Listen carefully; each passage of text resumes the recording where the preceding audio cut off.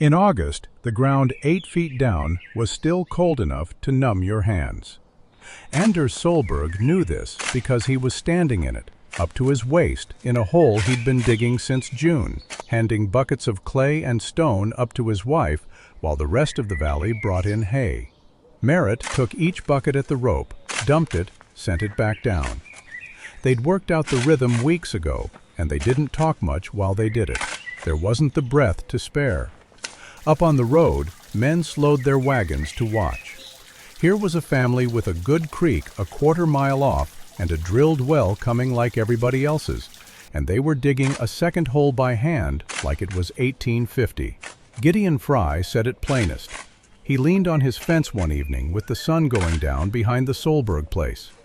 "Anders, the drill rig'll be through here by September. Webb will put you down 100 feet in 2 days with an iron pump on top. And here you are in a ditch with a bucket." He shook his head, not unkindly. "You're digging a grave and calling it a well." Anders just kept handing up buckets. What Gideon didn't know, what none of them knew yet, was that Merritt had seen this before. Not the digging, the laughing. This is the story of the winter the pumps froze, and the one family in the valley who never went thirsty. They drew their water by hand all the way to spring. 3 winters earlier, and 400 miles south, they'd watched a woman everybody called backward feed a whole starving town out of a cellar full of sand. They'd been one of the families at her door. They did not forget the lesson. The valley they moved to would spend one winter learning it the hard way. The Solbergs had come north in the spring of 1883, 400 miles up from the Dakota settlement where they'd nearly lost everything 2 winters before. Merritt didn't talk much about that winter. The one the train stopped. The one where the flour ran out in January and the whole town went quiet in a way that wasn't peaceful. They'd been new there and proud, and they'd done it the modern way. Bought their stores by the sack, trusted the railroad, laughed a little, privately, at the Norwegian widow down the road who buried good carrots in the dirt like a peasant. By March, they were eating those carrots. The widow handed them up the cellar steps herself, a basket at a time, and never once said what she had every right to say. Merritt carried that out of Dakota with her. Not the shame of it exactly, something more useful. A plain idea that had nearly cost her children their lives to learn. The old way and the new way are not the same thing, and the new one is the one that fails you in February. So when Anders found their quarter section up north, good soil, a creek, a stand of cottonwood, the first thing Merritt asked was not about the house. It was about the water. The creek would freeze. Everyone's creek froze. That was fine in a normal winter. You cut through the ice, or you melted snow. But she'd lived through a winter that wasn't normal, and somewhere in that Dakota cellar, she'd decided she was done betting her children on normal. What she wanted was water that came up out of the ground, no matter what the sky was doing. Water you could not run out of, could not have frozen on you, did not have to haul or melt or pray over. Her father had dug wells like that, back in Telemark, where the frost went deeper than anything Dakota ever threw at them. Stone-lined, dug by hand, with a wooden pump rod down to a cylinder near the bottom, and a trick at the top she didn't have the English words for, but had the hands to build. Anders, to his credit, didn't argue. He'd been at that cellar door too. The neighbors were a different matter. By 1883, nobody up here dug a well by hand if they could help it. The drill rig had reached the valley 2 summers before. A man named Harlan Webb ran it, and Webb could put you down a deep well with a cast iron pump on top in a couple of days, for a price most families could just about manage. It was faster, it was modern, it went deeper than any hand-dug well could reach. And in a normal winter, it worked just fine. Merritt and Anders started digging in June, as soon as the ground gave. A hand-dug well is slow, ugly work, and it's dangerous in a way drilling isn't. You go down a few feet, line the walls with stone so they don't cave, go down a few more. The deeper you get, the worse the air and the harder the hauling. Anders did the digging. Merritt ran the rope and set the stone, because stone setting was the part her father had drilled into her, and she trusted her own hands on it more than his. They went down past the topsoil and the clay, down to where the ground stays cold in August and never quite warms. The same cold that had numbed Anders' hands that first morning, 8 feet down in the heat of summer.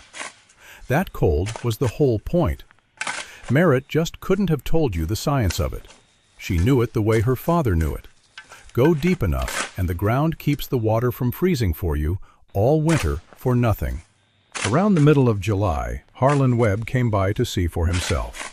He stood at the lip of the hole with his hat pushed back, looking down at Anders covered in clay. And for a man whose business this threatened, he was fairly decent about it. "Solberg, I'll be straight with you. You're doing 3 weeks of murder on your back for a well that'll go maybe 25 feet. My rig'll put you past 100. Deeper water, cleaner water, and a pump that doesn't take 2 people and a bucket to work." Anders wiped his face. "How does your pump do in a hard freeze?" Webb waved a hand. "Same as anybody's. You wrap the head, keep a lamp under it on the cold nights, you're fine. Everybody manages." "Everybody manages," Merritt said from the rope. She didn't look up. "Until the night they don't." Webb laughed, the way you laugh at something that isn't quite a joke, and told Anders to send word if he came to his senses. Then he went off to set a rig 2 farms over, where sensible people lived. Gideon Fry was less polite about it and more persistent.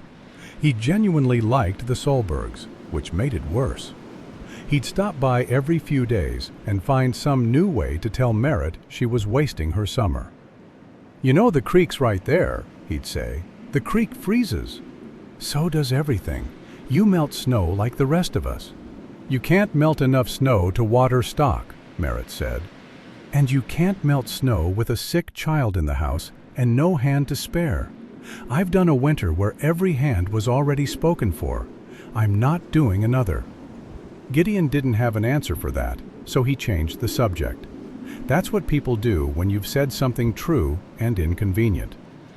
By the end of August, the hole was 26 feet deep, stone-lined the whole way, with cold, clean water standing 4 feet up the bottom. The hard part came last. It was the thing Merritt built on top, the part nobody up here had ever seen, the part that would matter most in February. Here is the problem with water in the cold, and it's worth understanding, because the whole valley was about to fail to understand it. Water deep in the ground does not freeze. People think the cold reaches down and freezes the well, and it doesn't. A few feet down, the earth holds its heat all winter and stays above freezing no matter how brutal the air gets up top. The water down there is safe. What freezes is the water that has to come up. A pump pulls water up a pipe, and when you stop pumping, water sits in that pipe. The top few feet of it run up through the ground that does freeze. They called it the frost line. In that country, it could reach 4 or 5 feet down, deep enough to catch the top of any pipe. Water standing up there on a hard night turns to ice. And ice doesn't just block a pipe. Ice swells as it forms. It splits the pump, cracks the cylinder, ruins the whole works in a single night. That was the flaw in every modern pump in the valley. Not the depth, the standing water at the top. Merritt's father had solved it 2 generations back, in a country where the frost went deeper and the stakes were the same. The fix was almost stupidly simple. You drill a tiny hole in the pipe, smaller than a pea, down below the frost line where the ground never freezes. Every time you finish pumping, the water left in the pipe drains back down through that hole, slow and quiet, into the well. Within a few minutes, the pipe up top is empty. There's nothing left to freeze. The cold can do its worst to an empty pipe and find nothing to break. She built it into the pump that August, with a hand drill and a feel for it she couldn't have explained. Anders watched her and asked what the little hole was for. Merritt said it was the whole well. He thought she was joking. She wasn't. When she finished, the pump looked like a cruder, slower, more primitive version of the iron one Webb was selling 2 farms over. Anybody who knew pumps would have seen a backward old country contraption with a leak in the pipe besides. The leak was the genius. Nobody in the valley would understand that until the night their own pumps split open in the cold. If you're following this, stay with me. What's coming isn't really about a pump. It's about what happens to a family and a whole valley on the night the thing everyone trusted simply stops. The Solbergs had built the one thing that wouldn't. They just had to live to be proven right. The first part of the winter was kind, and that made it worse. Snow came in November, ordinary snow, and the valley settled into the rhythm it knew. Webb's pumps worked. Men wrapped the heads in straw and burlap, kept a lantern burning under the worst exposed ones on the coldest nights, and drew their water like always. Through December, a wrapped pump and a little care was enough. It made the Solbergs look even more foolish. There was Merritt hauling on a hand pump twice a day in the cold, watching her own breath, when the Frys and everyone else just walked out to an iron handle. Gideon had stopped teasing, to be fair, but his wife would mention, kindly, at the women's gatherings, how much work poor Merritt made for herself. Merritt let it go. She'd been the one laughing once, 400 miles south, and she remembered exactly how that turned out. The change came in the second week of January. An Arctic high settled over the northern plains and didn't move. The old-timers had a feel for these. The sky went pale and the air went still, and the cold stopped being weather and started being something you measured your whole day against. The temperature dropped past anything the valley had seen in years, and then it kept dropping. We don't know exactly how cold it got out there. Nobody on those farms kept an instrument that could read it, and the figures that survive are guesses written down later. What we do know is that the creek, which usually held open water somewhere even in January, froze bank to bank, solid enough to hold a loaded wagon by the second morning. Whatever the number was, it was the kind of cold that finds the weak point in everything. The first thing it found was the animals. A cow needs around 10 gallons of water a day. Winter, no different from summer. A family with 6 head and a couple of horses is looking at the better part of a barrel before anyone in the house has had a drink. The valley watered all of it from the same pumps it watered itself from. On the third night of the freeze, those pumps began to fail. It started with Gideon Fry. On a morning so cold, the hinges on his barn door had seized. He went out to the pump, worked the handle, and got nothing. The water standing in the pipe overnight had frozen in the top few feet, right where the frost line caught it. He thought it the way Webb had told everyone to. Hot water down the head, a lantern held under it, his hands going numb. By noon, he had it running again. That night, it froze again. The next morning, he thought it again. The morning after that, when he poured the hot water down and worked the handle, something deep in the pump cracked. Water came up the side of the casing instead of the spout, and then no water came at all. By the end of that week, it wasn't just Gideon. Webb's pumps were failing all over the valley, and it didn't matter how deep the well was when the break was in the top few feet of pipe.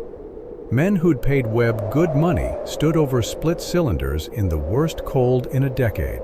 There was nothing to do about it. Webb couldn't drill a new pump head into frozen iron in January any more than he could change the weather. The creek was no help. A foot of solid ice on top, frozen mud under that. You could chop through to nothing.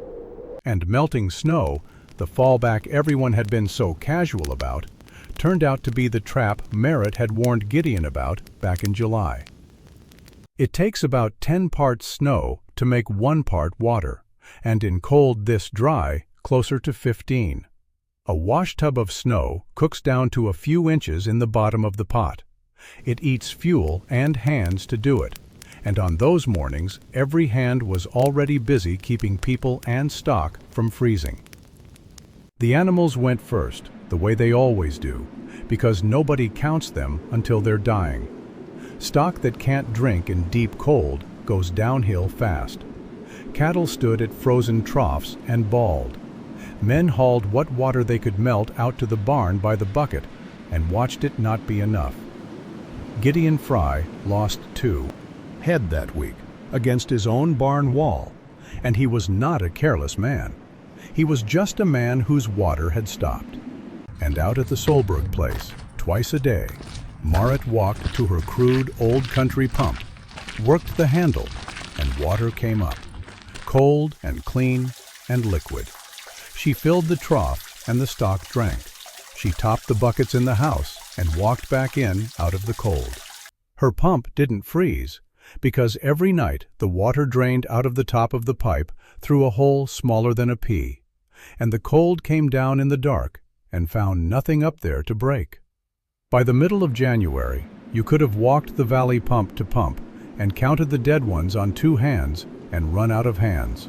The Solbergs was the one that still came up wet. The valley had stopped talking about the cold. They were talking about who still had water, and more than one of them found their eyes drifting toward the Solberg place, the family they'd been laughing at since June. Gideon Fry was the first to come, which can't have been easy for him. He came on foot in the worst of it, carrying nothing because everything he owned to carry water in was already frozen. He stood at the Solberg door and didn't lead with it. He talked about the cold a minute.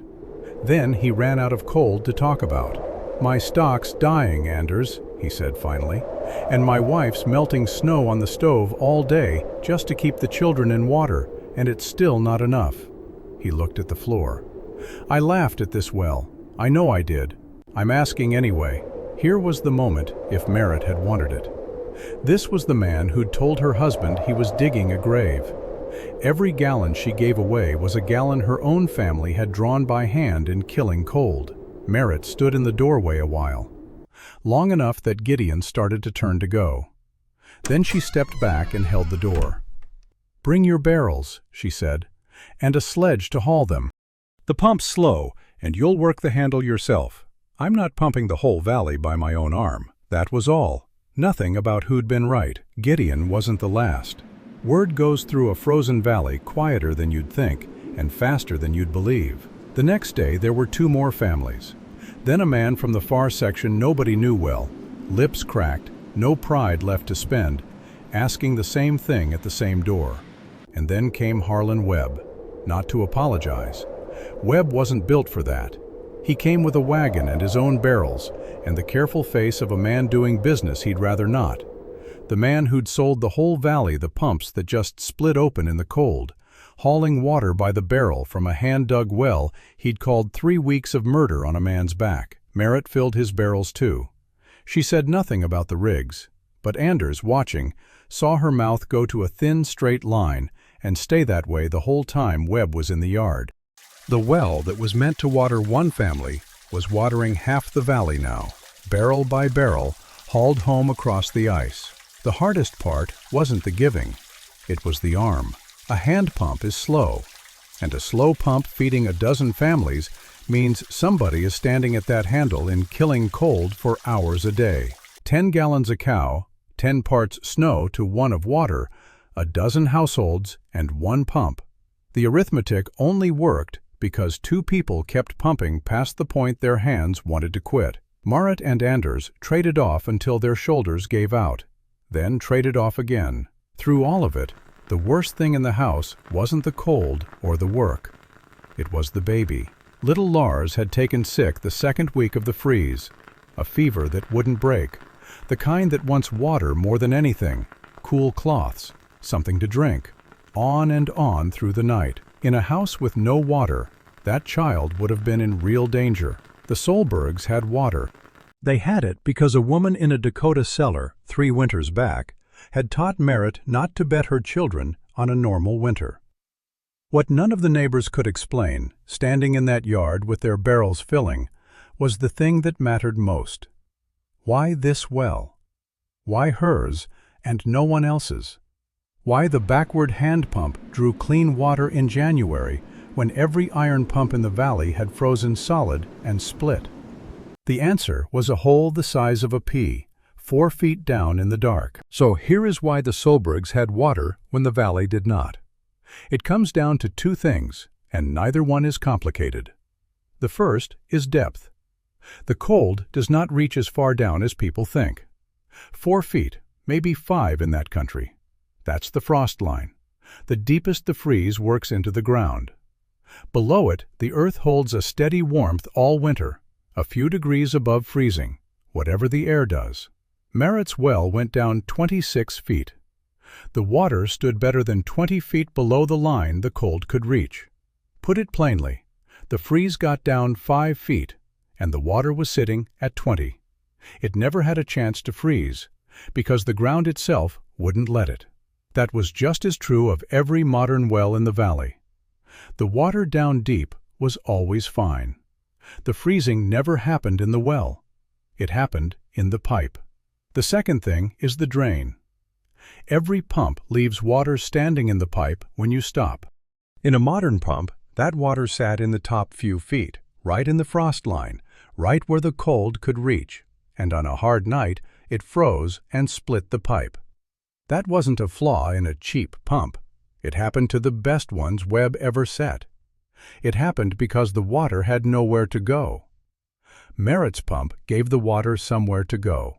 The little hole below the frost line let the pipe drain itself empty every time, down into the warm dark where nothing freezes. An empty pipe has nothing to break. The cold came down every night, found a dry pipe, and went away with nothing. Deep water that couldn't freeze, and a pipe that emptied itself before it could. That was the whole secret the valley had been laughing at since June. It wasn't a charm, and it wasn't luck. It was 2 generations of people in a hard country working out how to pull water out of frozen ground, and a woman stubborn enough to do it their way in a place that thought it knew better. It cost them, though. That part doesn't go in the easy version. Nobody wrote the number down that night. Later accounts put it past 30 below, cold enough that spit froze before it landed, and the pump handle took skin off a bare hand. The well didn't care. 5 feet down it was freezing. 20 feet down it was the same few degrees it had been in August. By February, both Anders and Merritt had hands split open at the knuckles from the pump handle in the cold, the kind of split that won't heal while you keep using them, and they could not stop using them. They were watering half the valley by arm. They gave away water they dug for by hand in a winter that punished every hour spent outdoors, and they didn't talk about what it took out of them. And the baby's fever broke, somewhere in the worst of it, on water drawn from a well the whole valley had called a grave. The cold finally let go in the last week of February. The creek opened. The valley came back to itself the way it does, and people started to pretend the winter had been a thing that happened to somebody else. But you can't really pretend that in a small place. Everyone knew whose well had carried them to spring. Nobody made a speech about it. This wasn't a valley that made speeches. But the thanks came out anyway, the way it does out there. In deeds. In things left in the yard. Somebody fixed the Solberg's barn roof while Anders was out. The Frys brought seed in the spring, more than they could spare. And when it came time to dig, because half the valley had quietly decided to dig, there were more hands at the Solberg place than Merritt had ever asked for. Men who wanted to see exactly how the stone went in, and where the little hole went, and why. Harlan Webb came too, near the end of it. He stood at the edge of the new diggings a while, turning his hat in his hands, and what he finally said wasn't an apology, because he wasn't built for those. I'd not have believed a pea-sized hole could do that. I'll be drilling them with a drain from now on. Merritt looked at him, nodded once, and went back to setting stone. It was as far as either of them could go, and it was far enough. By the next winter, if you walked that valley, you'd have seen something that hadn't been there the year before. Hand-dug wells going down beside the drilled ones. Pumps with a small hole bored below the frost line, draining themselves empty every night, the old country way, put in by the same men who'd watched the Solbergs dig and called it a grave. They didn't have a name for the trick at first. Then somebody started calling them weep holes, because the pipe wept itself dry, and the name stuck. Most of those men never knew it had come up from a Dakota cellar 400 miles south. Merritt never said much about that. She'd learned it at someone else's door, in a winter she didn't like to talk about, and she passed it on at hers. There was one thing, that first hard winter, the valley never quite reckoned with. The Solbergs had a barn full of stock that lived through the freeze while their neighbors' animals died at frozen troughs. And not one person thought to ask how a family pumping water by hand for half the county still kept their own animals warm and watered through the worst of it. The answer to that one wasn't a well at all. It was something they did in the barn on the coldest nights that their neighbors would have called madness. But that's a story for another night.